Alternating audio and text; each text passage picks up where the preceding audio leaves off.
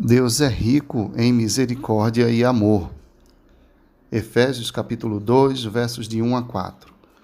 Ele, Deus, vos deu vida, estando vós mortos nos vossos delitos e pecados, nos quais andaste outrora, segundo o curso deste mundo, segundo o príncipe da potestade do ar, do espírito que agora atua nos filhos da desobediência, entre os quais também todos nós andamos outrora, segundo as inclinações da nossa carne, fazendo a vontade da carne e dos pensamentos, e éramos, por natureza, filhos da ira, como também os demais.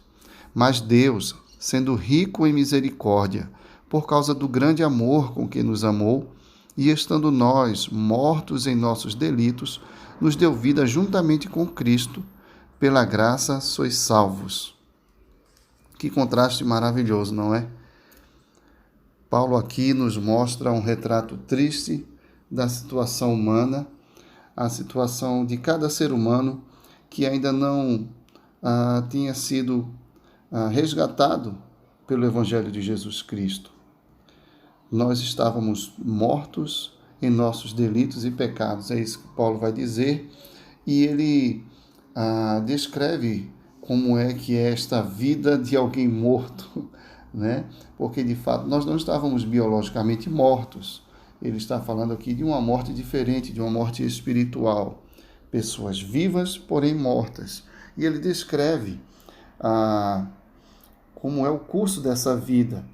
Paulo vai dizer que pessoas assim, como nós um dia fomos, elas se orientam a partir de três cursos nessa vida, de três direções, ou de três orientações, ou de três grandes vetores para a vida. Primeiro, vidas assim se orientam segundo o curso do mundo. Isso está no verso 2, nos quais andaste outrora, segundo o curso deste mundo. A ideia de mundo aqui, obviamente, não é meramente do ponto de vista da criação como um todo, mas daquilo que é tido como o espírito de uma época, ou o pensamento mundano, ou o pensamento comum, generalizado, e comumente voltado em rebelião contra a vontade de Deus.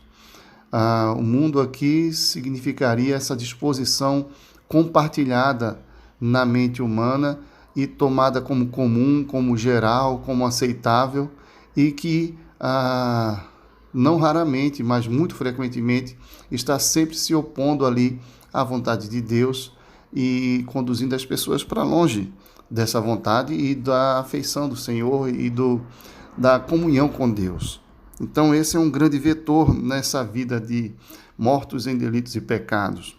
Um segundo vetor, um segundo guia desta vida seria o que Paulo descreve aqui como o príncipe da potestade do ar, o espírito que agora atua nos filhos da desobediência. Essa é uma referência clara à influência espiritual satânica, à ação do príncipe das trevas, à ação do nosso inimigo, do nosso adversário.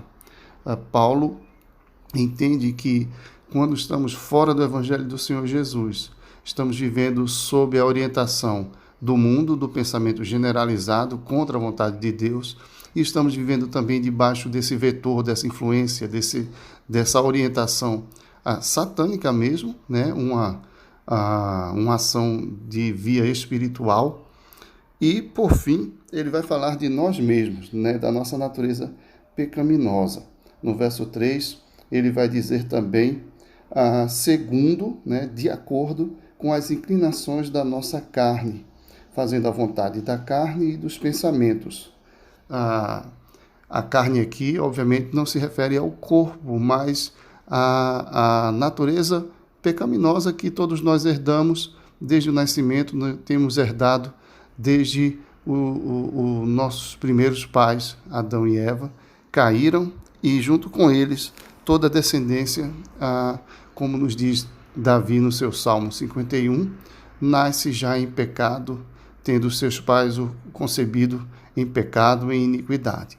Essa é uma herança triste de toda a humanidade. Então, fora do Evangelho de Jesus, estamos andando segundo a mentalidade e a disposição do coração mundanos, segundo a influência do próprio Satanás e segundo a própria natureza caída da nossa carne, da nossa vida, da nossa herança pecaminosa. Essa combinação, você deve concordar, ela é terrível. E a conclusão de Paulo é: éramos por natureza filhos da ira. Éramos por natureza objeto da ira de um Deus santo que não pode compactuar com o pecado. Mas graças a Deus, é assim que começa a nossa mudança de tom. Porque o verso 4 nos diz: mas Deus, graças a Deus por esse mais, por esse porém. Porque se éramos assim, se o quadro que Paulo nos mostra de nós mesmos é tão medonho, tão triste, tão decadente, por outro lado, Deus é rico em misericórdia e em amor. Mas Deus, sendo rico em misericórdia, por causa do grande amor com que nos amou, e aí ele insiste: e estando nós daquela forma mortos em nossos delitos, Deus nos deu vida juntamente com Cristo, pela graça sois salvos.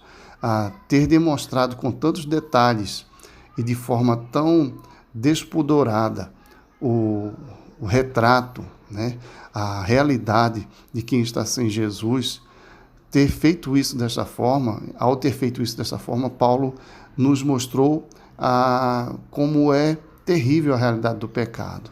E, ao mesmo tempo, nos ajuda a ver o contraste, porque Deus é riquíssimo em misericórdia e em amor, e mesmo nós estando daquela forma, Ele nos deu vida juntamente com Cristo.